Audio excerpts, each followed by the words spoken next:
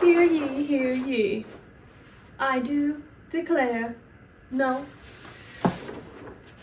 It is with great splendor that I decree that I shall once more be attending upon the Renaissance Fair. Huzzah!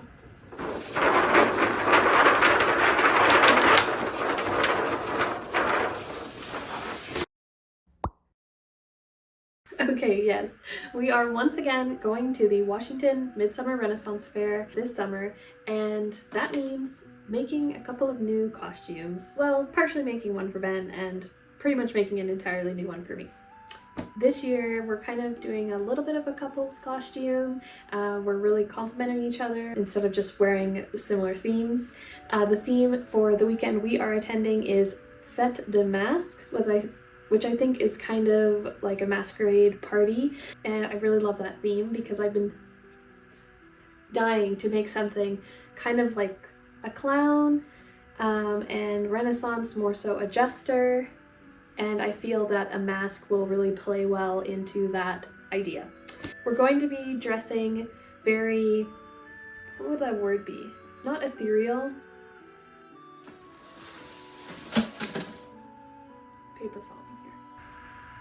Celestial. Celestial is the word I'm looking for. So I will be donning very moon, stars, cool gray blue tones, and Ben will be wearing more sunshine and very golden tones, warmer golden tones. That way we'll very much complement each other the day and the night in that sense. Similar to last year, I made a costume video for that Renaissance Fair costume as well. Maybe this year I'll be a little more comfortable taking footage actually at the Renaissance Fair in our costumes, because we did take a little bit last year, but you know, I'm not really someone who films in public at this point, so we'll see how that goes. Anyways, enough yapping. When I imagined this costume, I dreamed of a circle skirt for the base, but I ended up nearly having a costume crisis because I didn't have enough fabric to make the skirt the fullness and length I wanted. Like length,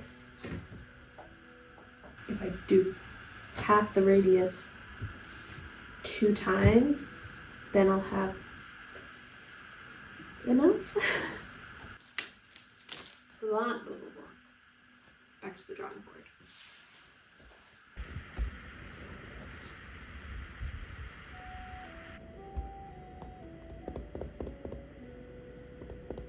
Okay, so I'm having like one hell of a time with this skirt.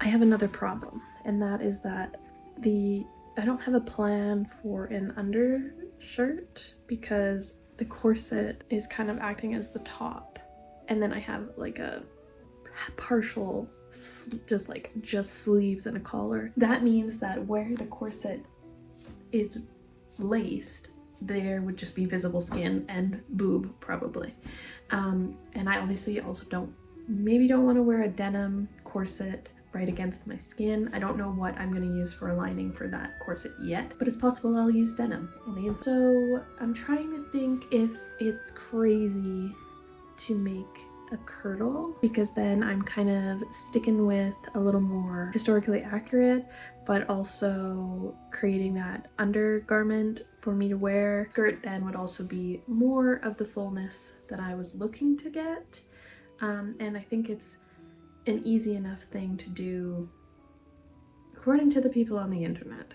So I'm gonna just play around and draft a kirtle pattern just to see how it goes, and we'll go from there. We'll decide at that point if it's something I want to actually do. I'm not sure. Also, if you are confused of what the issue is with just doing like a rectangle paneled skirt, I don't want fullness at the waist. I want fullness at the bottom, like at the hem. It doesn't really work to do that because the rectangle skirt will be more full at the waist, and I don't want that. I did that last year. sort of. Okay, I think I figured it out. I am doing some sort of variation on a kirtle, or a shift in this case it would be. But I've kind of made my own pattern up because following any of the ones online, it's too fitted. I don't want it to be that fitted. So I'm gonna make it a little bit loose, hopefully loose enough that I'll be able to get it over my head. But if not, I'll add some sort of side gusset, or not a gusset. Maybe that is what the word I'm looking for. But we're gonna just give it a whirl because I think that's the only way I'm actually gonna get anything done today. Following that pattern I self-drafted with a scooch of help from the internet, I just went for it, sacrificing my beautiful gray sheet. Okay, so I cut out the neckline, and then once that was done, I put it on and I cut out the armholes. I made the neckline just based on like a basic measurement for my shoulder too, where like, you know, I don't want it that high up because the corset will probably be quite low. But I also made it the same in the back because I think for this corset I will be making it slightly lower in the back. So this way that I can wear this with the corset and it will not show. I can always modify this neckline once I get a little further along. But for now I'm going to make the gores to put in on the side. The gores are essentially giant triangles, so I used as much of my remaining fabric to make them large enough to add the fullness that I was going to be missing from not having a circle skirt.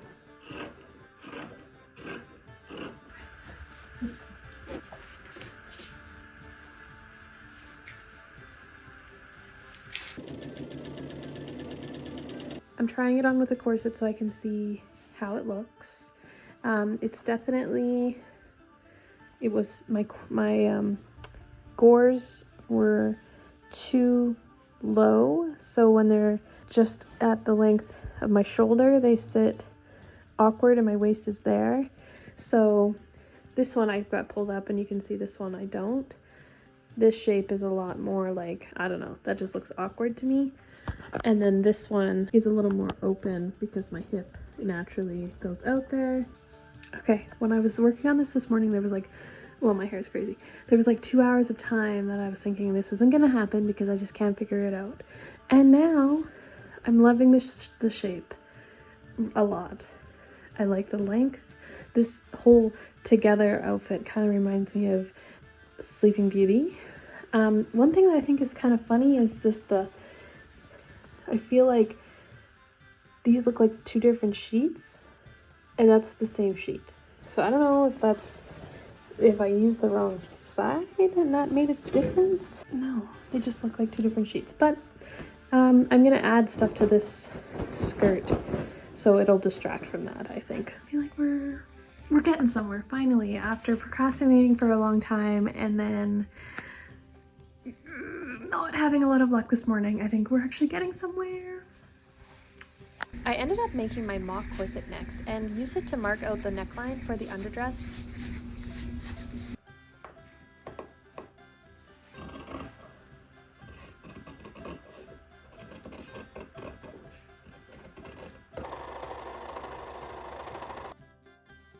Once I settled on it, I made a crop facing so there would be no visible seams, and I really struggled with this. Okay, so I sewed the facing right sides together, and then I was like, okay, I'm gonna flip it. And then I was thinking, okay, no, I can't flip it because it'll pull the whole strap and dress and everything through this one sleeve, and then it'll be... I'm not really in love with how this turned out, but I'm gonna leave it because there's really not a lot I'm going to want to do about it because I'm not going to take this all apart to fix the straps. I ended up sticking the back side into the front side and then sewing it down. It's a hack job. That's not my best work.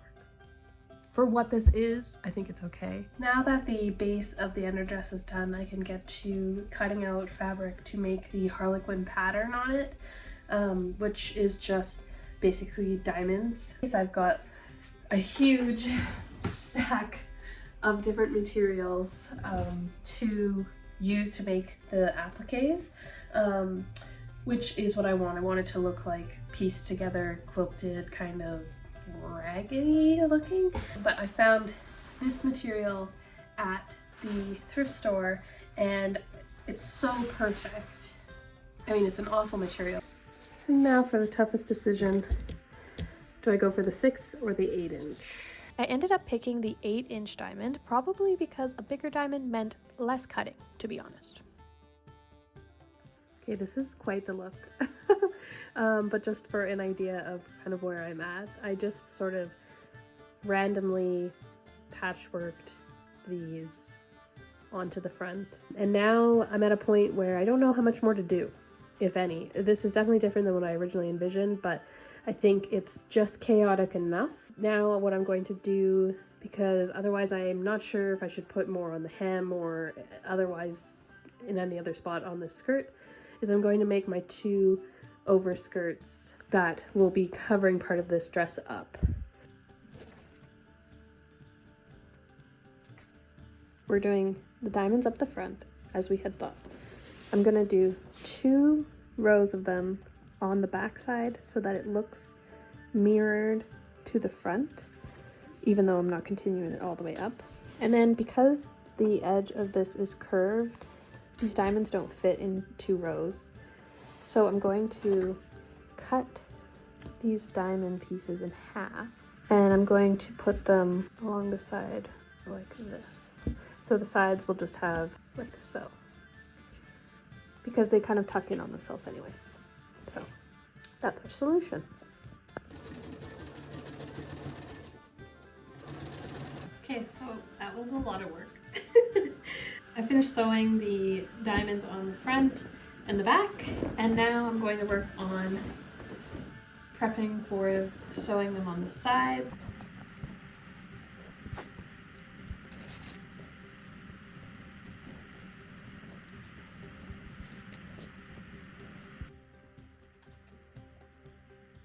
I think actually the border on the bottom is helping these stay out a little bit more, or maybe they just are a little more accentuated because of it, and I really enjoy that because that was something I was struggling with.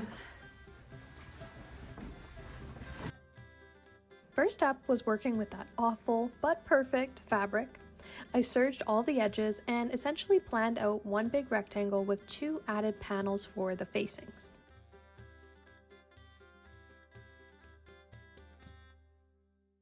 Now we're getting into the fun part, which is figuring out the hem. And normally I would do the waistband before the hem, but in this case I'm doing a gathered waistband on this, and I think it'll just make what I'm doing more difficult. I'm doing a zigzag hem. So a lot of this costume has so many like diamonds and angles and things, and so I'm doing like a zigzag hem. And I watched a video on a lady doing a scalloped hem, so I feel like I can apply the same method to a zigzag hem. I'm a little worried about this material and doing this type of hem because she recommended using a really like structured material that can iron well, and this is not that. I don't know what material this is. I think it's like some sort of polyester lining material. So the heat tolerance is not great. I'm not really sure how to test it to make sure that it actually will work. I'm supposed to have 12. I'm just taking it along. So there'll be 6 on either side. And she says in the video that I have to hem it, my preferred method, which for me will probably, because you're not going to see it, I'll just serge the edge, but I don't currently have a straight edge on this. So basically what you do is you serge the edge, and then you take it and you fold the right side together. And then you place your triangle or your shape a distance, she did 1/4 inch from the hem and 1/4 inch from the new edge that you've created.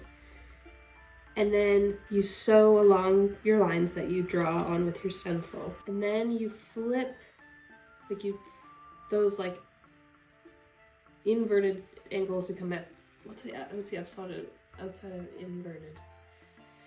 Outverted, I don't know what the word is. What's in becomes out and what's out becomes in. As you flip it, and then your salvage edge is now on the inside and you've got your angles. So I would assume that my hem needs to be the length I want it, which I believe was 30 inches. That's how the longest I want it to be. So 30 inches plus the 1/4 inch for the serged edge, plus the 1/4 inch for the edge that will become the new like raw edge, which will have the angles on it. And that would be your new, oh no, plus the, because this would be included in the 30 inches. No, I think plus the width or depth of your shape, which is 4, which means I need my hem, like the serged hem, to be 34.5 inches. Is that right? I gotta do some measuring. 30 inches is there. Basically, you're lining your shape. So yes, I need an extra 4 inches. Okay, so 34.5. At this point, I do make an error here because my facing should have been also right sides together before sewing the new hem, which you will see me correct momentarily.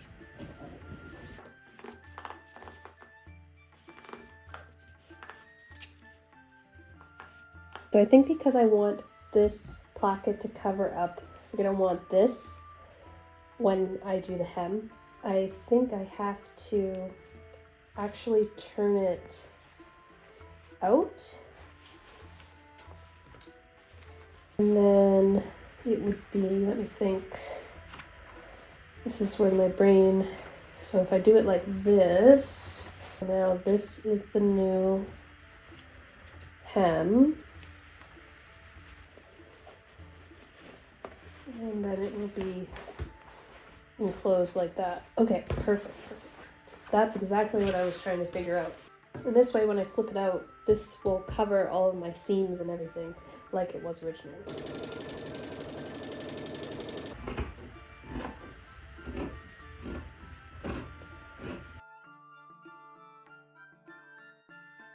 It's always funny to me when things you think will be difficult end up being one of the easier things you've done. I'm really happy with how this turned out. I have one that's slightly wonky, and just looking at it now, I can't tell which one it is. Maybe you can, I don't know. It is almost, because I think it's so shiny, kind of mermaidy, which is funny given last year's theme. So for this, it's going to open in the front, and so I'm making kind of a faux flat waistband. It's a half flat, half not flat. So it'll look flat in the front. This will be gathered slightly in the front as well. And then in the back, it'll actually be where it opens, and it'll be adjustable so that it can fit me if I'm a little bigger or a little smaller. We shall wear this for years to come. That's the plan. For the waistband, I'm going to have 30, well, not quite 30 inches as the flat waistband on the front that comes around the sides, and then I have 2 pieces that'll go on either side of that. It'll have be basically a channel, and it'll have a tie, which I'm going to use this ribbon, and it'll come out this other side so that it'll be gathered by the ribbon, tied up to the size you need it to be.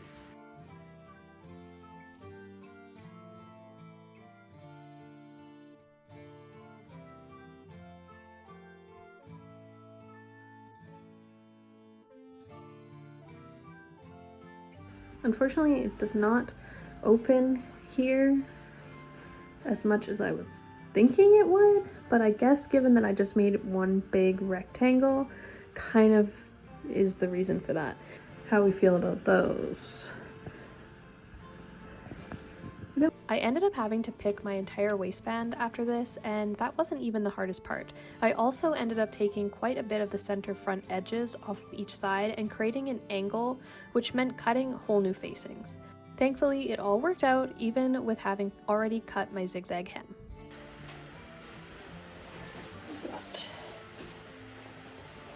With some hem tape to hold these.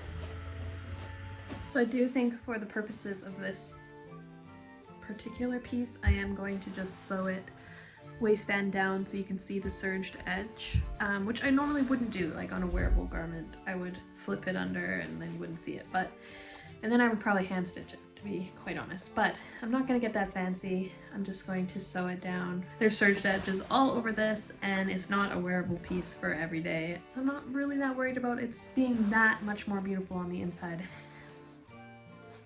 Let's do it. Pretty much done. We just have to do a little bit of work getting these facings to stick down.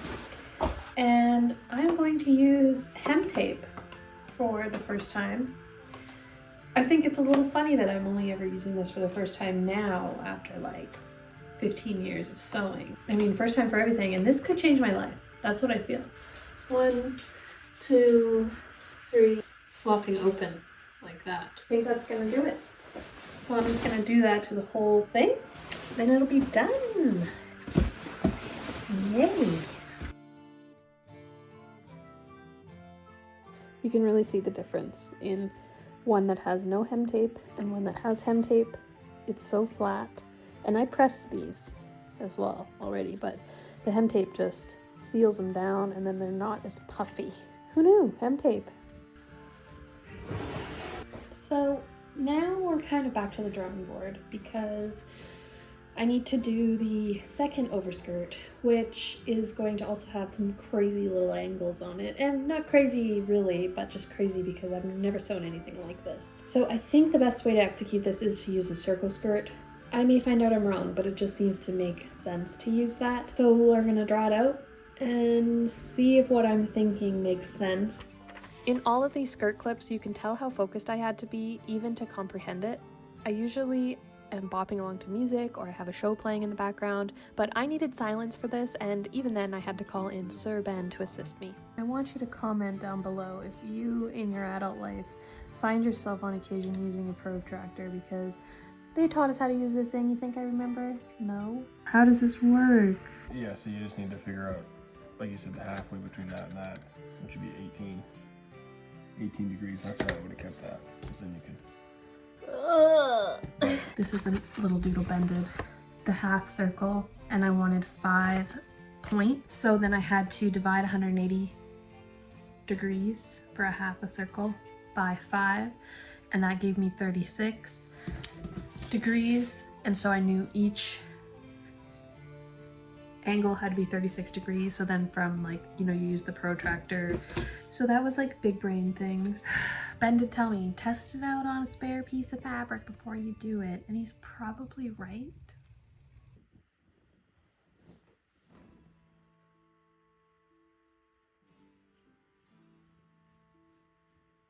Using the little doodles and tiny paper mock-ups, I transferred the measurements onto the fabric, trying so hard to avoid this nasty stain that I hadn't noticed before.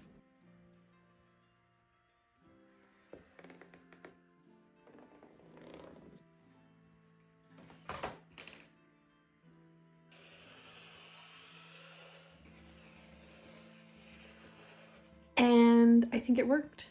I've cut the pieces, so hopefully it did. And now I'm going to sew them right sides together, and then I'll turn it and I'll make a little waistband. And then this one's pretty easy, so if it just works out as easily as it has been, I don't think it'll be that difficult of a sewing project. But I'm loving it. Like, you can kind of see, I think, what I was going for. Supposedly that's going to be my waist measurement all the way around, and then we've got these nice long sharp angles to add onto the skirt.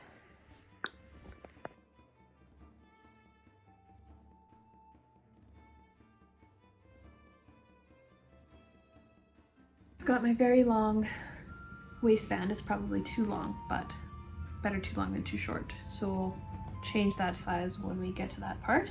But I did cut off of the edge of the sheet that had the finished little trim. I think I'll use this as the actual tie. So reusing that, saving me some hassle, and then I don't have to look for ribbon that matches. So now we're going to attach the waistband.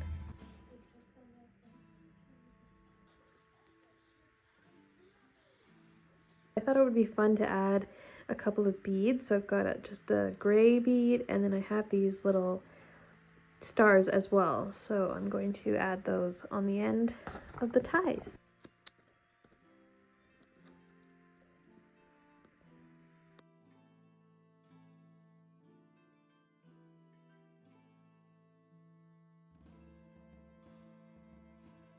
Okay, I don't know about it with this outfit, but this is the skirt, and now I just have to add the little finishing details, but it's cute. I made it so that I could kind of spread out the little bit of gathering from the waistband, because again, I want to be able to wear this if I get smaller or I get bigger, or if somebody wanted to borrow it, then they could adjust it to their size, hopefully. And you can see my little dangles back there. They turned out really cute. With my actual outfit, I think this will look very lovely. For the ends of the tendrils, I made puffy stars from some jean scraps. I left the edges raw as a callback to my corset edge.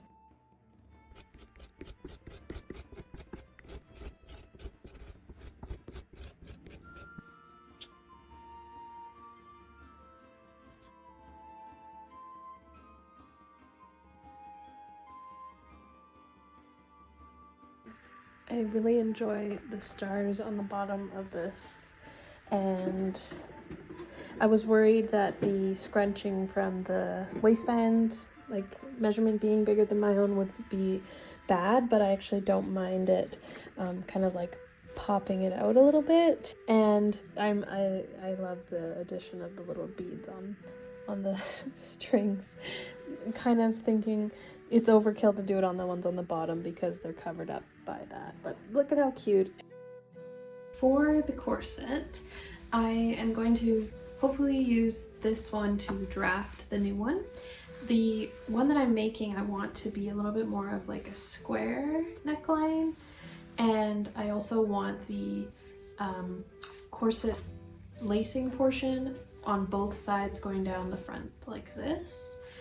This is a pattern from Butterick, I think. I don't know, do I just make it one straight across piece to kind of get that square look, or do I utilize the seams of this pattern to make it more shapely like this one? I'm just standing here groping myself, really is what's happening.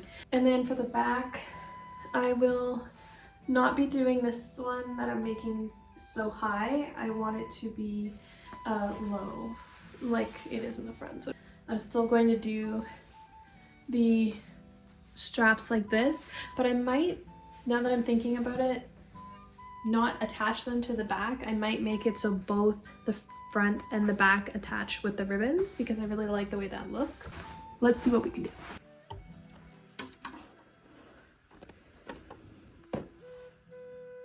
Here is what I have for the pattern piece for the front. This would be cut on the fold, and it would do up along the side here.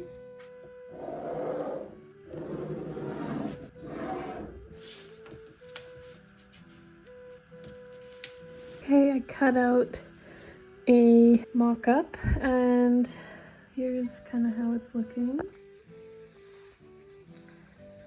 The strap on the one side's not up, ignore that. Can't remember how to fit anything.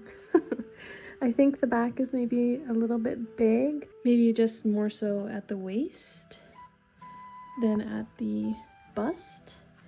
This here is also maybe a little bit big in a few spots, but I'm not, it might just be also that it is not round and I am round.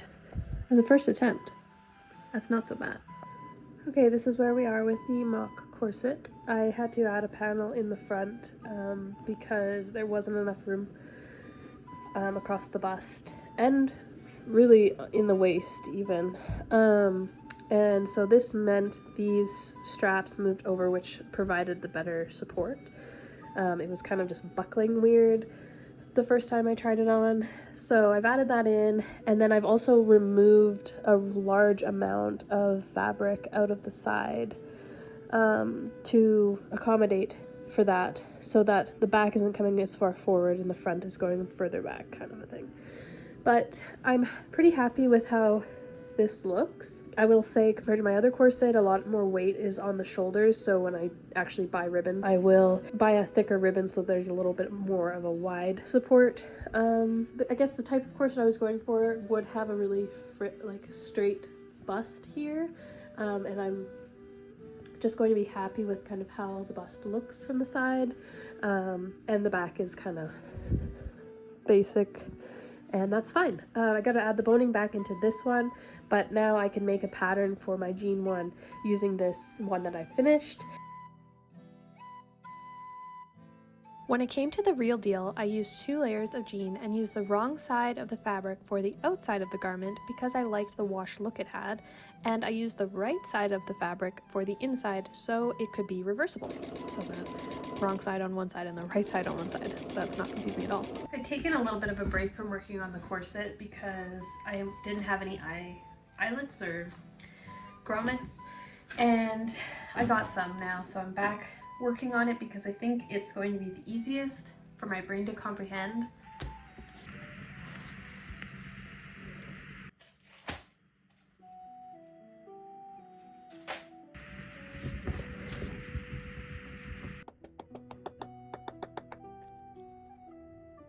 I got all that done just to realize I forgot 4 eyelets.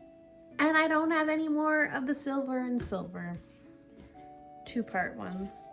So I'm gonna have to maybe do 1 parts or choose a different color. So that sucks. This is really unrelated to any of this, but it was so funny to me. I'm not someone who requires a lighter for any type of recreational activity, so I didn't realize that if you didn't specify like a color or image on a lighter when you went to the store, they would give you the ugliest one they have, and this is the one I got. Who's looking for this lighter? Anyways, it works for what I needed to do, which is stop the ends of my ribbon from fraying. Okay, as I was doing that, I also realized I didn't finish the boning. I haven't put the boning in, and it's just unstitched at the bottom. So I don't know what's wrong with me. I think I'm losing it. Okay, I'm gonna do that, and then I'll try it on. PSA, if you didn't know already, zip ties or zap straps are a great, inexpensive boning option. I'm so very happy that this worked out as it did. All in all, I can't wait to wear this. And now I've put the corset on, and it's looking very Cinderella rags, and I'm completely obsessed with it. I'm so obsessed with it. Like, I've got chills. I'm just, I can't wait to be wearing this. And it's only gonna get better, hopefully, as I continue to add things. Next up is the top. Now the top style I'm trying to do is called a bolero top. Basically, it's just a yoke. I don't know if that's the right term to use, but it only goes to about here. And then it has full-length sleeves, this version at least. And I want a nice collar. Obviously I have to do Jester's collar because I'm trying to go for that vibe. But I'll show you maybe on the screen while I'm yapping the drawing. I'm also hoping that maybe this is kind of wearable outside of the Renaissance Fair, because I tend to wear kind of funky clothes anyways. I considered a few of the shirts I had thrifted to use as the base for my blouse, but ultimately settled on white because I like the contrast against the corset. I marked where I wanted the blouse to end, cut the existing sleeves off, and just went full send, as the kids would say, and cut it. And then it was onto the sleeves. Okay, so now I have this cute little number. I have a perfectly good sleeve that I wasn't going to use for anything else from that shirt I cut the top off. So I cut off the cuff, and then instead of cutting it on the under the arm on this seam here, I cut it along the crease here, which is on the top of the arm. So then when I open up the pattern, this is the outside part of my arm and this is the inside part of my arm. So this is my underarm. And then what I've done here is mark out 10 inches for the top piece, 6 inches for the middle, and whatever the remnant is at the bottom, which I'll add to all of these in their own little way to make them a little fuller. But why didn't I think of this before? I traced the pieces I cut from the original sleeve and added a bunch of allowance so that I could add a bunch of gathers. And now I have one giant sleeve pattern cut into 3.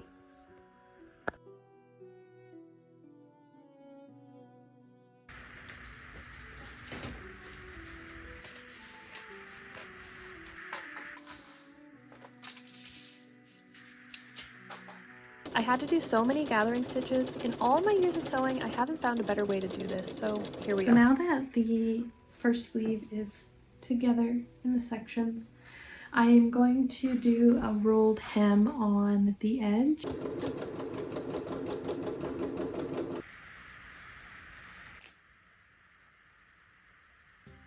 I could probably just generally have this down a little bit. How pretty is that? Oh my gosh.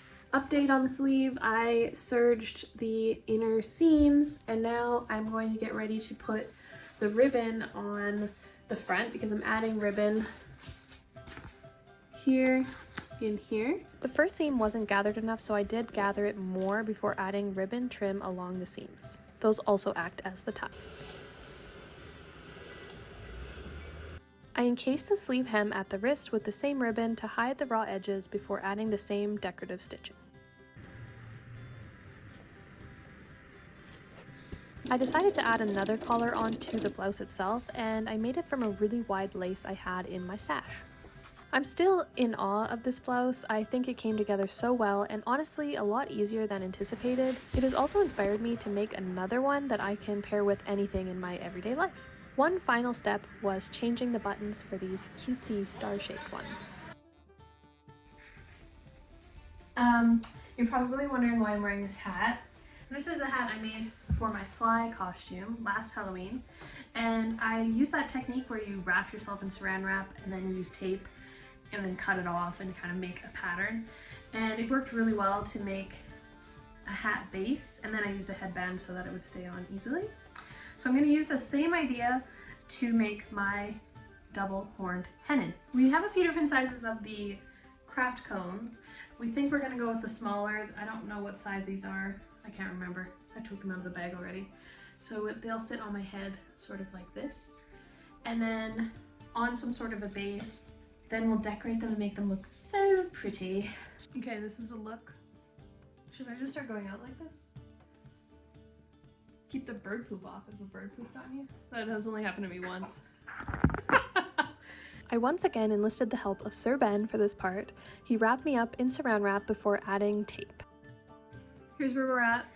We had to add some additional flaps over the ears because the saran wrap sort of went up on my head. Oh man, it looks like an army man's helmet from this way.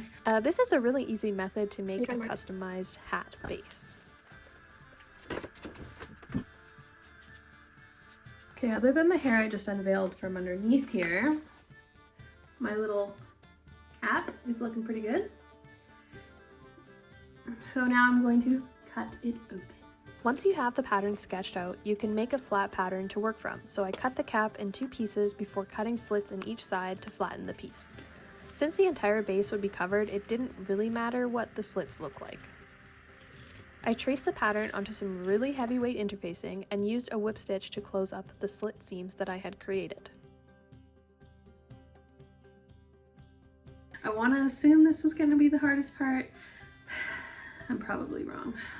So now I need to attach my cones. I also think if I'm going to do a headband, this is going to be the stage to do it. I got this white headband at the dollar store, and I think I will try to figure out how to where, I guess, to sew it in.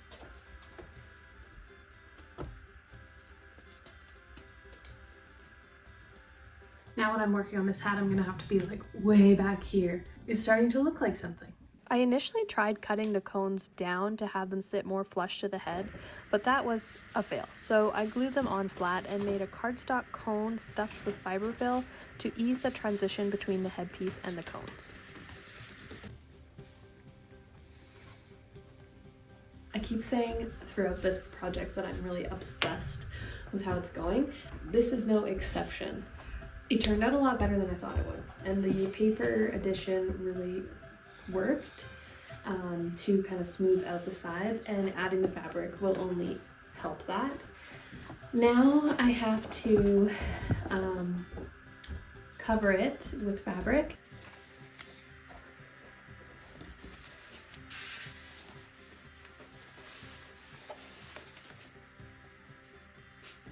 After adjusting the cone cover a few times, I got to decorating using a bunch of the fabrics from other parts of the costume. This was really fun, and I did more angles, jean with raw edges, gathered some lace, and sort of made it up as I went along.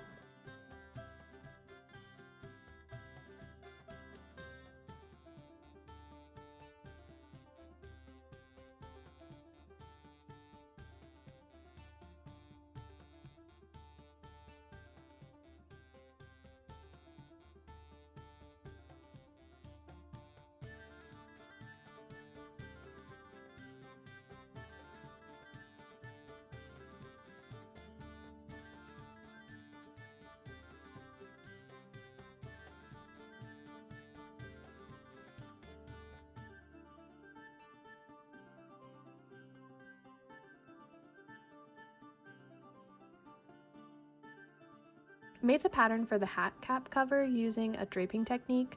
This technique is still new to me, but it worked out pretty perfectly.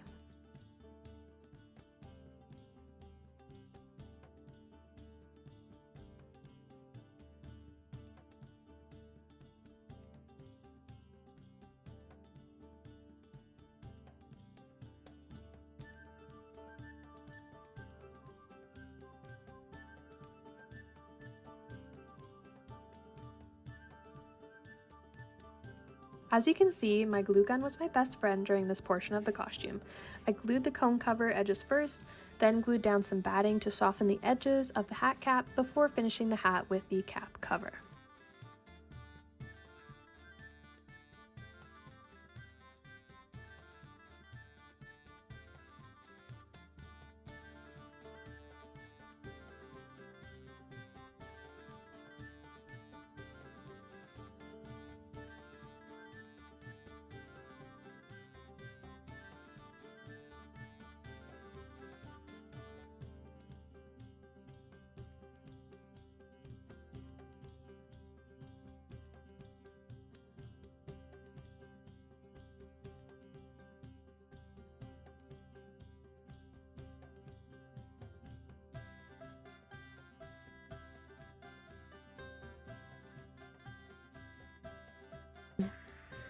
The hard part is over, I think. I am so emotional about this project. This part in particular, I think, is just sort of a reminder of, well, one, of how hard I think humans, we can like be on ourselves and like talk. I'm not getting the words out very well. How much like we can doubt our own abilities. I've made one hat, well, I mean, that's not true. I've made a few hats now. And now this one has definitely probably been the biggest challenge of all of them. But it's so funny because once I'm done a project, I'm not remembering like what I was even doing and working on it. So then I forget that like I have the skills to put something like this together. And so the whole time I'm just like, I don't know if it's gonna work, but I hope it does. So I don't know. I guess it's like a reminder that we need to believe in ourselves a little bit more, because I freaking made this. And I can't believe that. It's just crazy to like come up with an idea and then see it come to life sometimes. pretty proud. Obviously, a Jester-inspired costume also meant making these dog ear tips for my hat, which I added wire and stuffing into.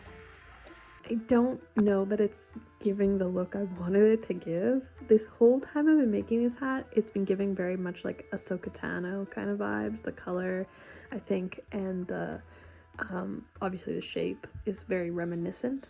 And I think this made it worse. This just makes it look even more like some sort of extraterrestrial tendril.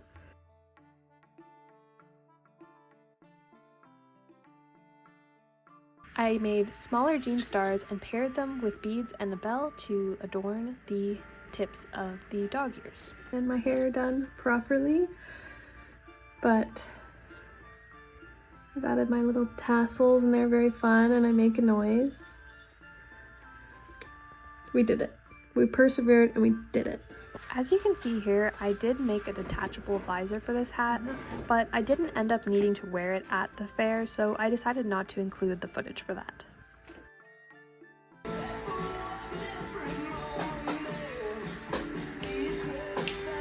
Hey, looky who it is, my friend the protractor. I cracked that bad boy out again to help me draft a collar, this time a 6-sided star.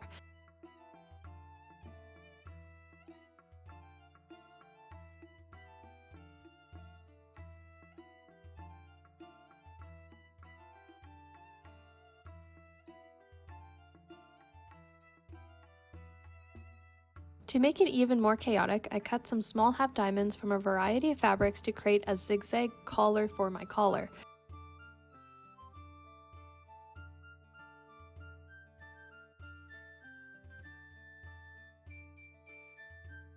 I used some ribbon to create the tie-up closure and added bells to the tip of each tendril.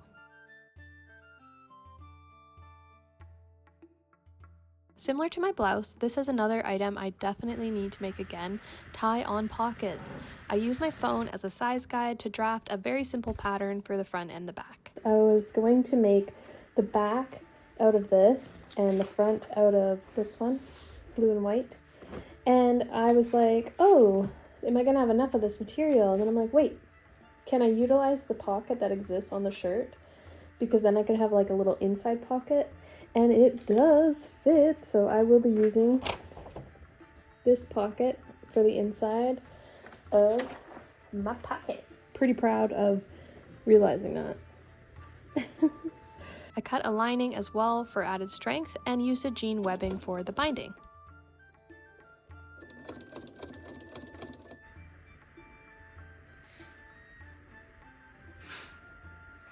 We freaking have pockets. Now I'm going to bind around the outside. I used the same webbing to create the ties, basically sandwiching the pockets between the two layers. These pockets replaced my original idea of a braided belt and were not only fun to make, but also added way more functionality since I didn't want to carry a bag. I decided to stitch a little sparkle onto the pockets as well, which were 2 necklaces that I had thrifted. A little bit of bling, a little bit of jingle. We had to do some crafty camping to get this next item done, my bottle holder. I made this using a very simple macrame technique that I'm sure I added my own spin to, so I won't even try and explain it.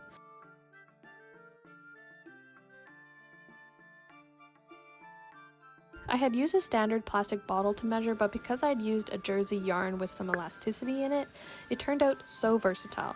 Not that I planned on carrying a literal jug around, but I had the option at least. Sort of unrelated, but it was my birthday weekend and my sister surprised me with some Renaissance themed decorations that she made. The chandelier, like, are you kidding me? They were all so cute.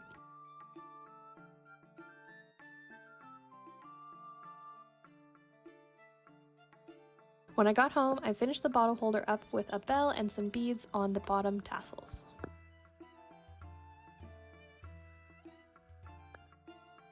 We are officially less than a week away from the Renaissance Fair trip.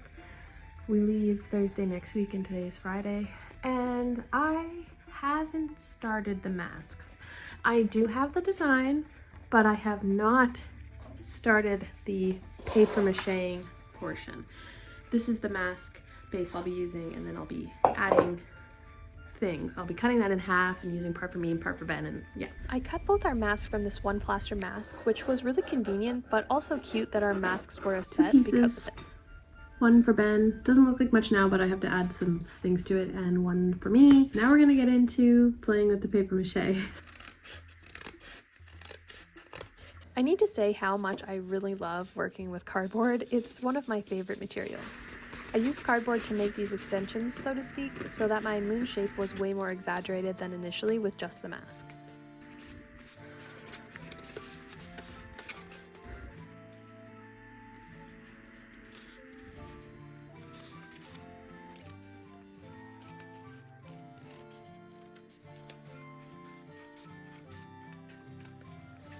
I used tape to smooth the transition before getting into the details. I made these tiny triangles, and wow, were they ever tricky to paper mache. I really gave myself a challenge. I tried making paper mache clay again, which would have made covering them easier, I think, but the formula wasn't quite right, so I ended up doing classic paper mache.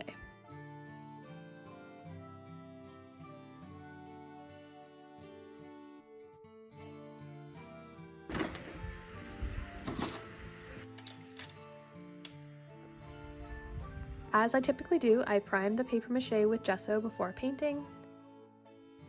And I tried to do a lime wash look for the base, and then added colors inspired by the rest of my costume on the triangles.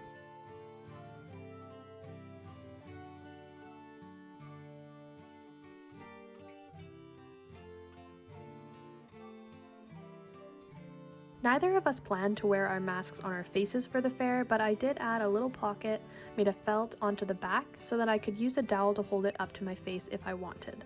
And then I added a tie so I could easily wear it hanging on my tie-on pockets. And now here is the moment you have all been waiting for.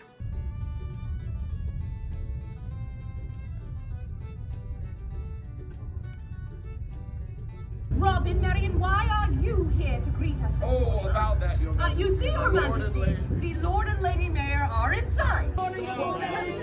Huzzah! Laughing already. I'm a big believer in creating what you love and creating for yourself, not really minding what others might think. Although, as a creative person, I always hope that people will be inspired by my creations, and I'm still completely beaming from all of the amazing interactions that I had with other fairgoers because of our costumes. I was so proud of myself already, but there is something to be said about being surrounded by others who truly appreciate the hard work and creativity that you've put into a piece. And it really meant so much to me to have people compliment our outfits or ask us for a photo. It's like a Coca-Cola ad.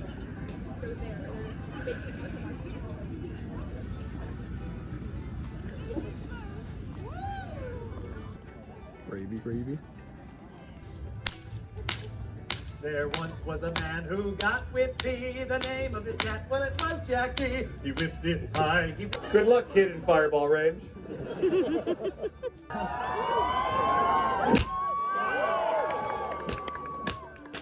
I love events like this where you can look in any direction and see someone else who you know spent hours, days, or months even to create a masterpiece to wear for even one day. The atmosphere at a Renaissance fair is so welcoming and everyone just kind of gets it. Show me your pickle. It's truly magical. Huzzah! Yes, huzzah for the pickle. Under the banners of black and white, I present to you, Sir Casey, your English knight.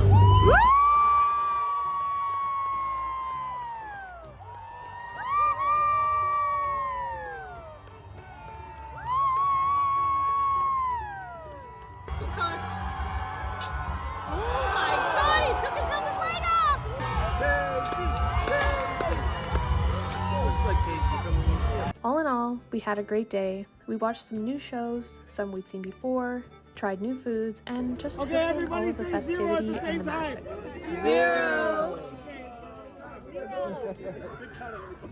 I have to, of course, shout out Ben for being my true sunshine in life and for always supporting me on these adventures. Tell me he isn't the cutest Renaissance sunshine jester that you've ever seen. And thank you for watching through this whole costume making adventure, and I hope to see you again for more crafty Ren Fair content in the future.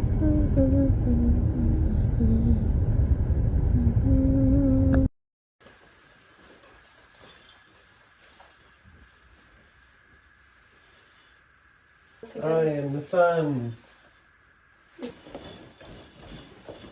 Yes, the fair. That's the only dance I know.